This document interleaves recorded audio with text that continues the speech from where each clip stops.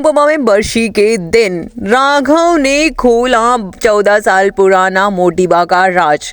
Show में आने वाले ट्रैक में देखने को मिलता है कि ख्याति को लेकर यहाँ पर सभी अब गुस्सा होते नजर आते हैं। वहीं पर अनिल साथ देता है और यहाँ पर सबसे बड़ा साथ तो ख्याति को मिलता है प्रेम का, और वो घर वालों के खिलाफ खड़ा नजर आता है और ख्याति को घर छोड़ने से रोक लेता है। देखने को मिलने वाला है बेचारी ख्याति सबके सामने हाथ जोड़ रही होती है, लेकिन कोई मानता नहीं है। लेकिन प्रेम जिस तरह से कहता है कि अगर ये घर से गई तो मैं और राही भी इनके साथ जाएंगे, ये देखकर सभी यहाँ पर ख्याति को जाने नहीं देते हैं।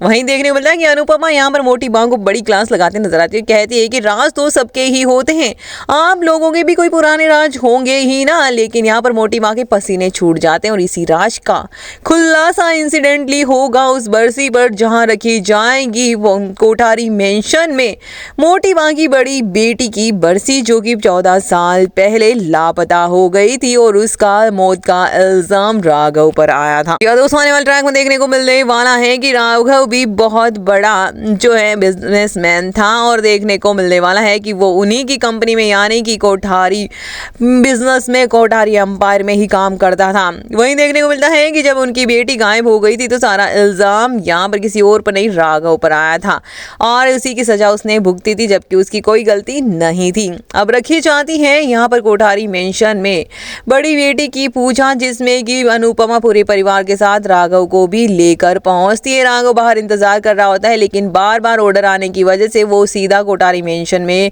घुस जाता है, जहां पर उड़ जाएंगे उसके खुद के भी हो। यहाँ पर रखी गई है कोठारी मेंशन में पूजा, जो बरसों पहले वो घर बदल दिया गया था और अब देखने को मिलता है कि अपनी पत्नी की फोटो वहां देखकर उसे सदमा लगता है और एक बार फिर से वो चिल्लाते नजर आता है कि मैंने खून नहीं किया, मैंने खून नहीं किया है।